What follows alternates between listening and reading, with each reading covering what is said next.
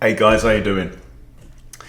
Well, that is a glass of cider because I'm going strict carnivore on January the 1st as part of the Big Fat Challenge, and that means it's going to be beef, lamb, fish, water, salt. That's it. No tea, no coffee, no alcohol, no nothing else, and we'll see what happens. So I've not had a drop of alcohol since the 26th, and that may be something to do with my recent surge in performance. Now, onto the video. Lucan23 made an excellent point, saying that I've made a lot of videos recently just showing my wins, and you're absolutely right. So in recognition of that, I'm going to do it again.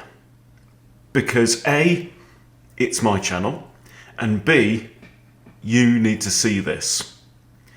Okay, we're talking Scotch Bonnet, but we are off the Scoville scale, right, in spiciness. This is insane. I might need more cider.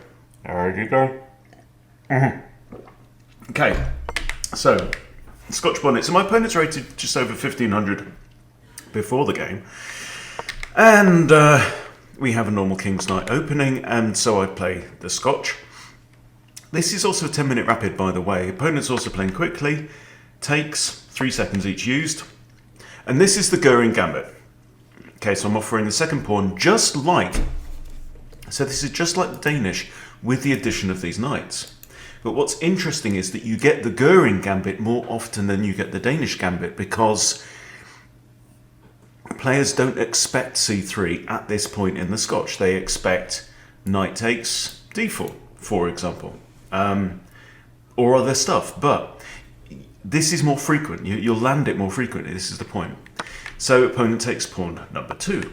And now I play what I call the Scotch Bonnet Gambit.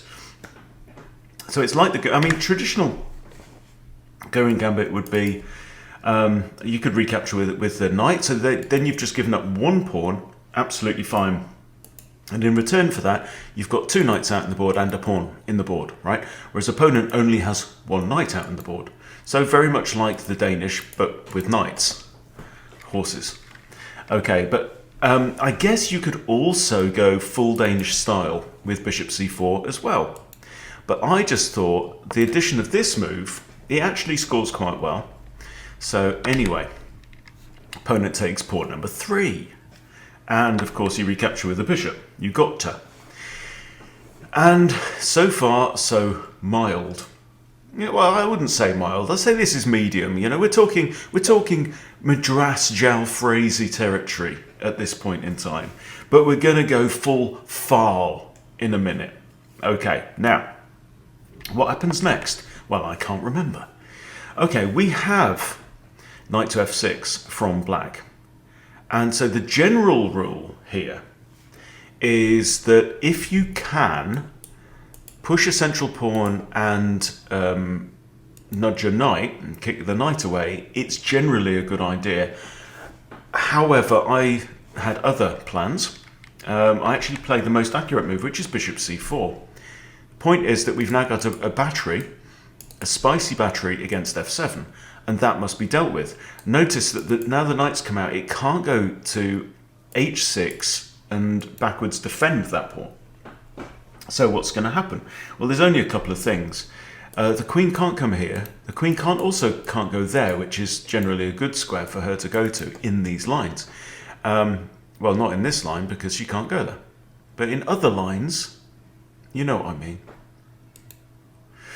Anyway, so what does my opponent do? My opponent pushes pawn to d5. This is not the most accurate move because now it's actually equal. I'm down 2 pawns, but I'm equal. So what do? We take with the pawn, obviously. Take with the pawn, it comes with tempo. Okay, I've also opened up the e-file. Now this knight has to move. And probably, yeah, knight a5 would probably be best here. But if knight a5, then notice the queen can come here or here. So the knight there is forking both of our queen and our bishop.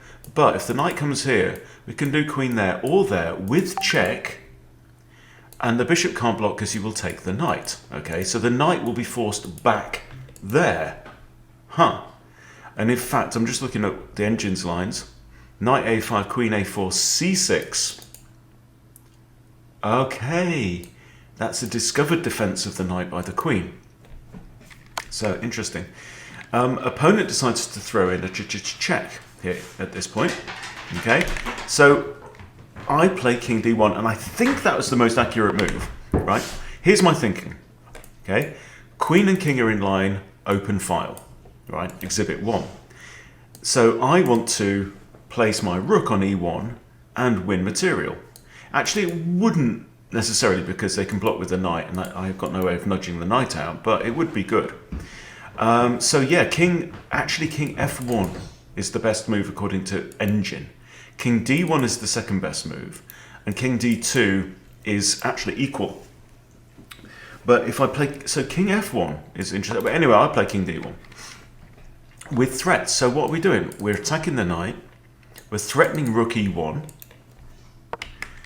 Bishop now comes out, and I'm thinking that isn't that clever a move.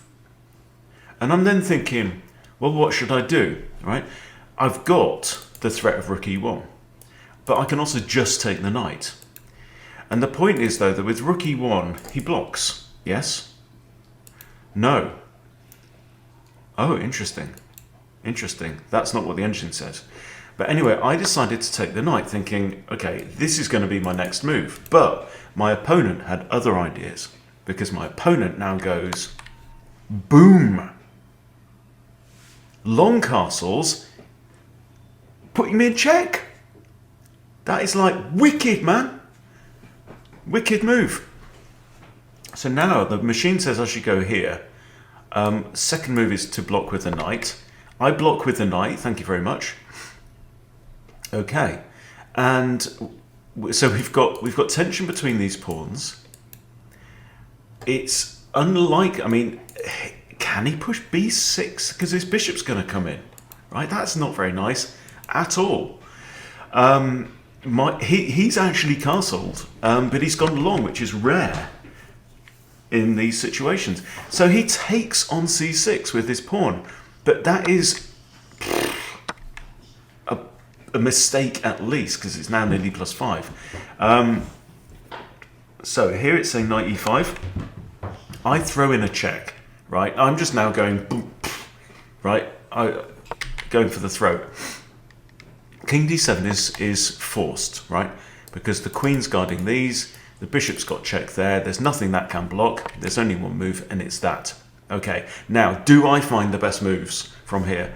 Knight e5 check is best. I don't do that. I hit the queen with rook e1. Queen comes out here. Now I take this pawn with check, and this is just spice on a stick. I knew the bishop was going to block, but then I knew I had knight e5 check. And now, as you've probably already figured out, there's a forced mate in 19 moves with best play. Shut up, fish. Seriously. Apparently the best move here for black is to take the knight with the queen. Whoa. Okay, he moves the king forward. Now what would you play? Feel free to pause at each point, by the way, and figure out what you would do. Okay, so best move, according to machine, is knight d3 hitting the queen. Second is knight d to c4 with check. Okay, and that is the move that I play. Now apparently there's forced mate in 9, and the queen is forced to take because the king is out of squares, right? My knight guards this, my queen guards these, he's in check, there's nothing he can do. Has to give up the queen. Now and this king move, by the way, comes with a discovered check. Right? It's very rare that a king move comes with check, but there we go. So I come here. Bishop now hits the knight, and I decide to throw in another check. King moves away. We trade bishops, and I decide to just hide my king. And then, boom, checkmate. I mean, seriously, guys. what a game. That is off the Scoville charts, that one.